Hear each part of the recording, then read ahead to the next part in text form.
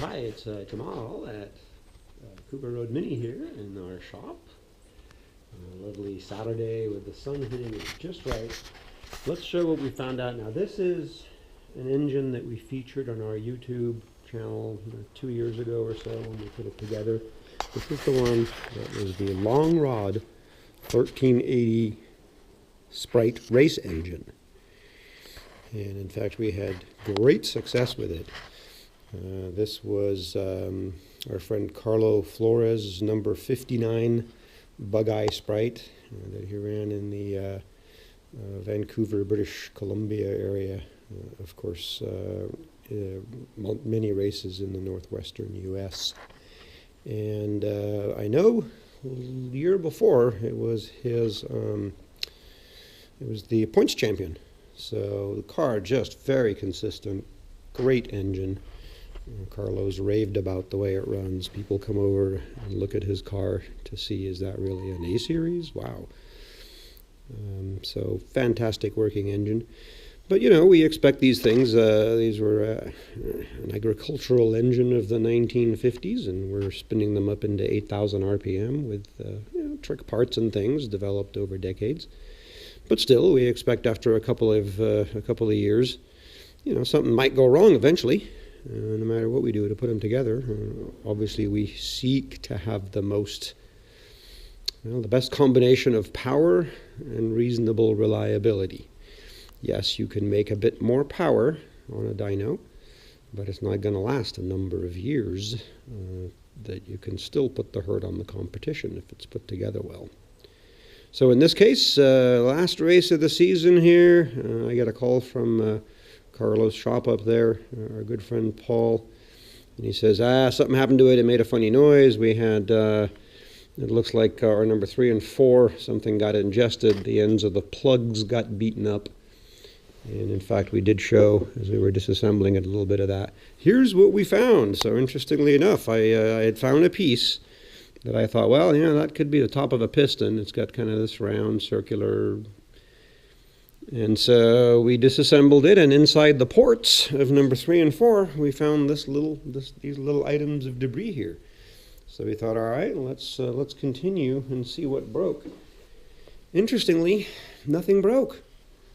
Here's the head. We'll show the solution here in a moment, the mystery. But we took the head apart. It's like, wow, certainly something bounced around in there to the point where it just kind of pummeled our in-between seats. But amazingly, and this is kind of where I always had a concern, this is a Pierce head. A lot of you guys out there don't think much of these. I've been able to make them work fantastic over the years. This one here, hand-ported by me. We're running very special valves and valve train. These are 1/10 of an inch longer than the standard valves used. I was able to source these from England. They're the old Longman 3.67 inch length and 1.48 at the tip. Just enormous. These heads were made for 1.31 intakes. 1.48. We've opened these up. We've talked about this before. But again, we thought, okay, we're pushing it right to the edge. If you were to look in here, you would see so little seat material left, it looks like a key ring. You go, how can that work up to 8,000 RPM? More than 1/2 inch of lift on these monster valves for 2 years. And we take it apart and we find really no damage. The solution to the mystery, what happened here? With nothing missing from the pistons or the head, you bring in a magnet. Look at that. What happened was, it seems that our engine ingested something from above. And carefully I looked at these under magnification.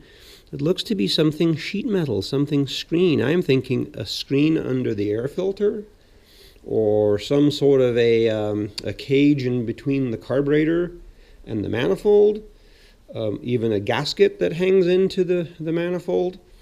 I've heard of these sorts of things being ingested before. The Webers, when used on Volkswagens, like to suck in the gaskets. But here, a bit of a mystery still. Yet we found these items that are magnetic in number 3 and 4, and you can see with a pummeling, these little bits of sheet metal that got all folded up into these nice little compact shape by the pistons, which, they're forged pistons. These are the Omegas that we put in from our friends at MED.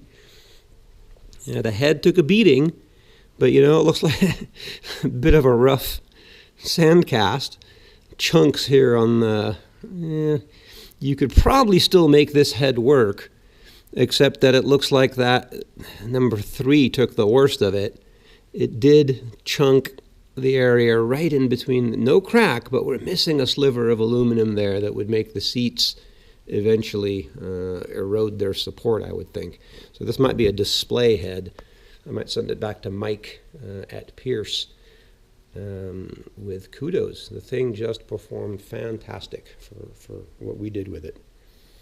Anyway, we'll continue here. Now that we have the engine here in good conscience, we're not going to throw a head on this and call it good. We're going to take it apart.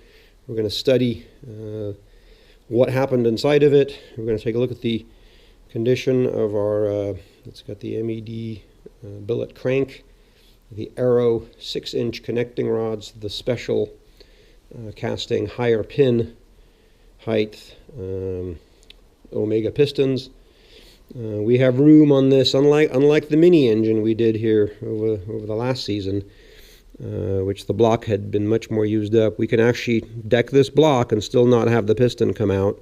It's probably within about 10 or 12, 15 maybe, but we've got room to work here and not run into any obstructions. The critical thing is we had these chunks of metal flying around number 3 and 4. We're going to have this block rehoned and then take a look at how it looks and decide what to do.